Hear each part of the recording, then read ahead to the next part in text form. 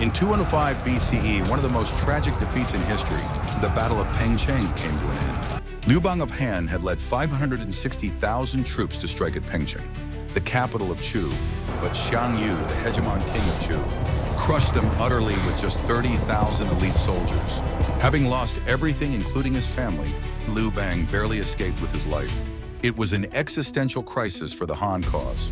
The disaster at Pengcheng was more than a military defeat, it was a catastrophe.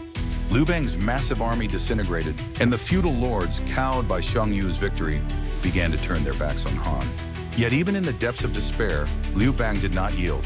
Retreating westward, he reached out to Xiao He, who was holding firm in Guanzhong, and to Han Xin, the rising general. Liu Bang's true strength lay in his ability to win people to his side. What enabled him to rise again after Pengcheng was not brute force, but the loyalty of his devoted followers. In Guanzhong, Chancellor Xiao He swiftly replenished troops and supplies, laying the groundwork for a comeback, while the brilliant general Han Xin launched northern campaigns that threatened Chu's rear. Where Liu Bang faltered on the battlefield, his strategists quietly prepared his return to victory.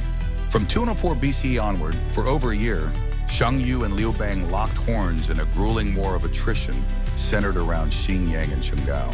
Xiang Yu hurled his overwhelming might against the city, but Liu Bang stubbornly held the defenses, buying precious time.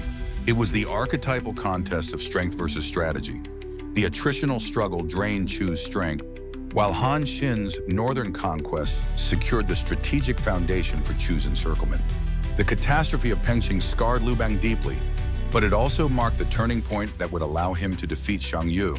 Unlike the hegemon king who relied on sheer force, Liu Bang endured by trusting people and wielding strategy.